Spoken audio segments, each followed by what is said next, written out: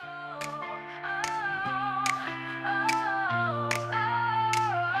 votes are in, it's time to see what this town is meant to be. Together strong we'll cast our say, build tomorrow from today. Side by side we make the call, every voice it counts them all. A team of hearts with plans to share, for every soul we're standing there. It's in the ballot, it's in our hands. Together we rise and take a stand. For every dream, for every need, community spirit is our creed. The vote is here to pave the way, working hard both night and day, delivering hope, delivering dreams. We are the ones who fuel the streams. Every corner, every street, we bring the change that makes us meet. Hand in hand we hold the flame, together we'll make a lasting name. It's in the ballot, it's in our hands. Together we rise and take a stand. For every dream, for every need, community spirit is our creed.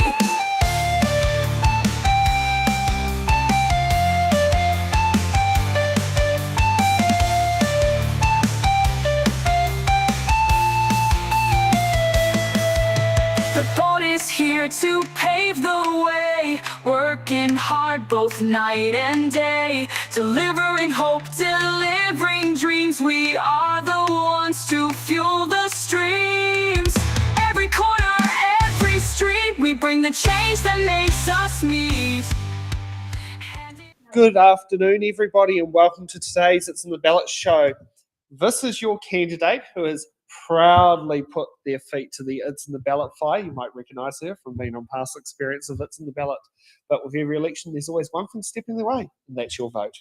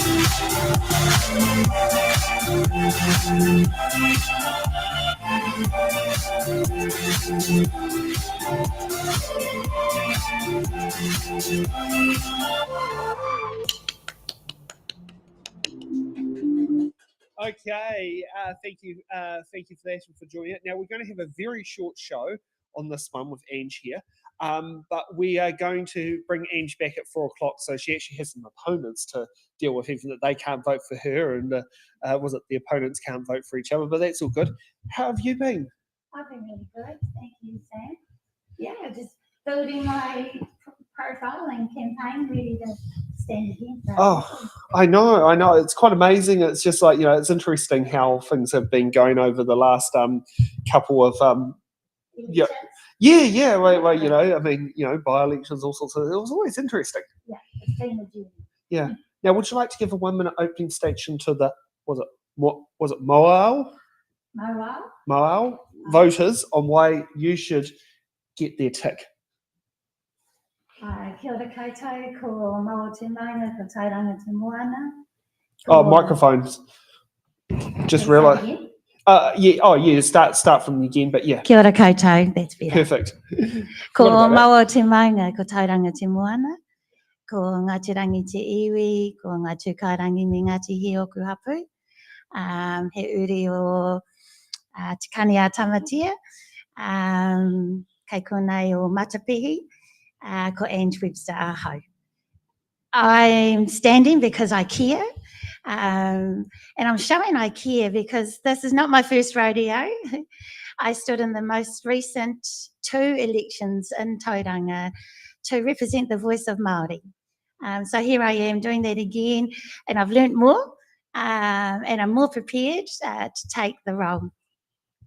Okay. Oh, well, thank you for that. So we'll ask the 3 hard-hitting questions because they will be, they are different from the Tauranga general constituency later on this afternoon.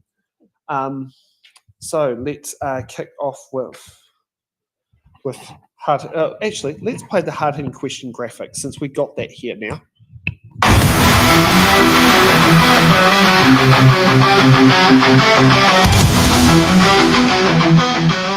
Hard-hitting questions, we're not gonna need to put in one dozen questions because every candidate has answered the hard-hitting questions.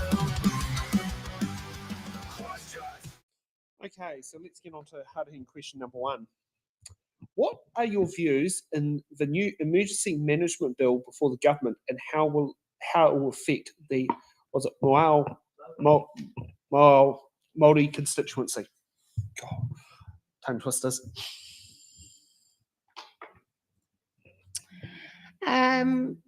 Well, I'm supportive of reviews because they should help us to see where things are not right and to help us put them right. My understanding of the reason the government are reviewing this legislation is because of what they've learnt from dealing with Cyclone Gabrielle and the other weather events that we've been experiencing. So from that point of view, I think it's great. The learning will be interesting. In terms of strengthening the community in iwi, and emergency management at all levels, clarifying roles and responsibilities. I heard of a recent example in Maketu, well, not recent, an example in Maketu when the weather events were happening in the community agency. Okay, and now let's get on to hard-hitting question number 2. Are you comfortable with the way Bay Plenty Regional Council manages its debt position?